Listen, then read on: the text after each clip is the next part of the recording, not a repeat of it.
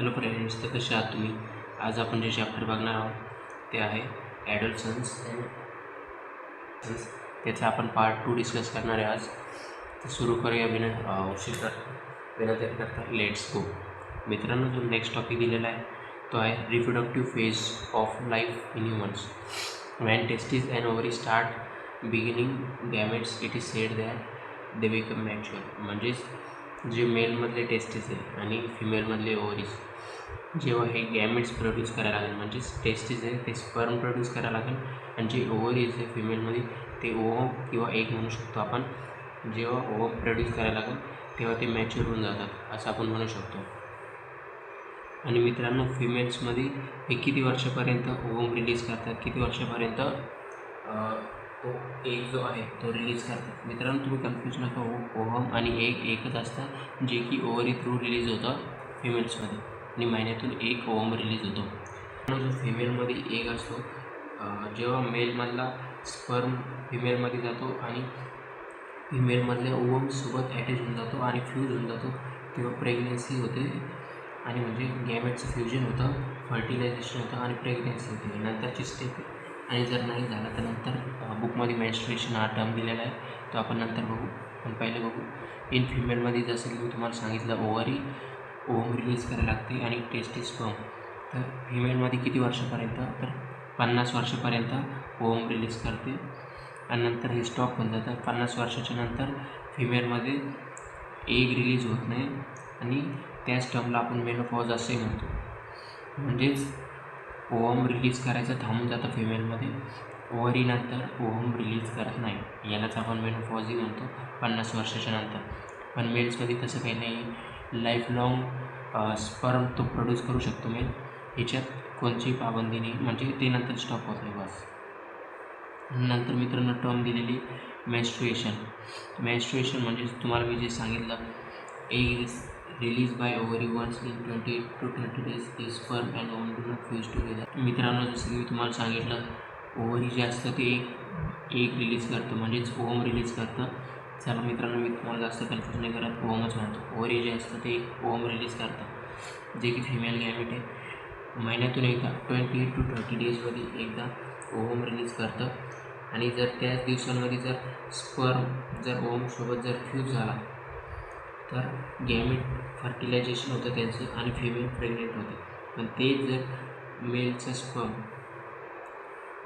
Sperm आणि फिमेलचा ovum जर फ्यूज नाही होऊ शकला तर जो फिमेलचा ओव्हम आहे तो फिमेलच्या बाहेर येतो. इथं जसं की जर डू नॉट फ्यूज टुगेदर, मेलचा स्पर्म आणि फिमेलचा ओव्हम जर फ्यूज नाही होऊ शकला तर फिमेलचा जो ओव्हम आहे बनलेला तिच्या बॉडीमध्ये तो फिमेलच्या बॉडीच्या बाहेर येतो आणि तेव्हा ब्लिडिंग होते आणि त्याच प्रोसेसला आपण मेन्स्ट्रुएशन असं म्हणतो.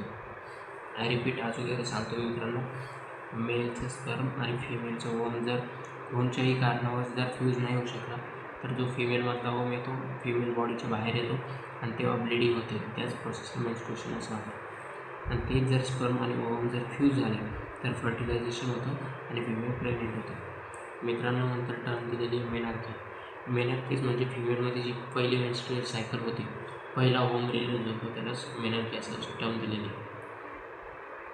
नंतर मित्रांनो, तुम्हाला कधी मनात प्रश्न आला असेल की एखाद्या फिमेल बॉडीमध्ये गर्ल चाइल्ड होणारी की बॉय चाइल्ड होणारी कसं डिसाईड होतं, तर हे इथं दिलेलं आहे. मित्रांनो, दोघांमध्ये फिमेल असो किंवा मेल असो 23 पेअर्स ऑफ क्रोमोझोम असतात, म्हणजे 46 क्रोमोझोम असतात, पण 23 पेअर्स असतात, ग्रुपमध्ये असतात ते 2-2चे.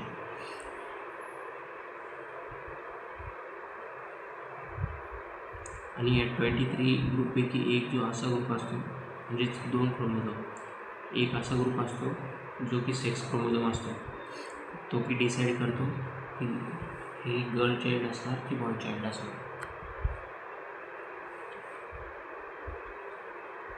फिमेलमध्ये जर XX असलं, म्हणजेच 2 क्रोमोझोम जर XX असेल तर फिमेल चाइल्ड होतं आणि जर XY असेल तर मेल चाइल्ड होतं. फक्त एवढाच डिफरन्स आहे.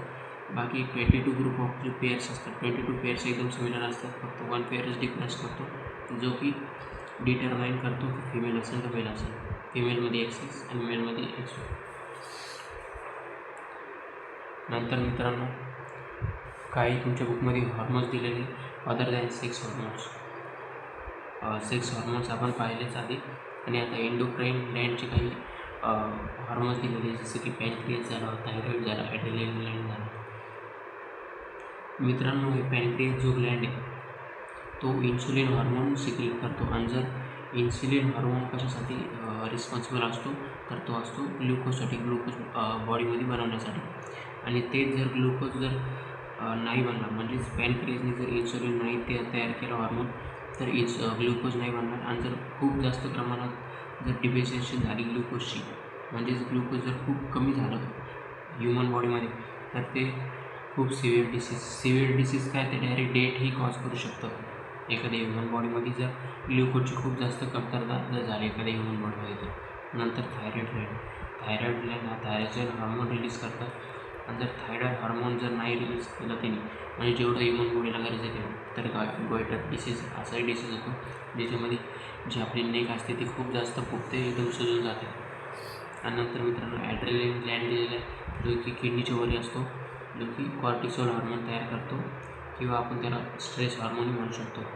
स्ट्रेस हार्मोन मित्रांनो याच्यासाठी की तुम्ही नोट केलं असेल, एखादा जर तुम्हाला बंद रूममध्ये सोडून दिलं आणि तिच्यामध्ये नाही, हे एक्झाम्पल ठीक नाही, सोपे एक्झाम्पल तुम्हाला. मित्रांनो, एखादा जर प्लेग्राऊंड आहे आणि प्लेग्राऊंडमध्ये जर तुम्हाला तुमच्या मागे जर कुत्रा लागलं तर काय होईल?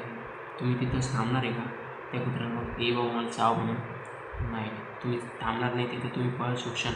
एखादा जर खूप पिटबुल खूप खतरनाक जर डॉग जर तुमच्या मागं लागला तर तुम्ही खूप जोरात पळ सुटशाल. कशासाठी? तुमच्या बचावासाठी. तर हे तुम्हाला कशामुळे समजलं की आता डॉग आपल्या मागं लागलेला आहे, आपल्याला पळ सुटतं? ती एक तुम्हाला एनर्जी येते, ती अलगच लेवलची एनर्जी असते. ती एनर्जी कशामुळे येते? तर या स्ट्रेस हार्मोन.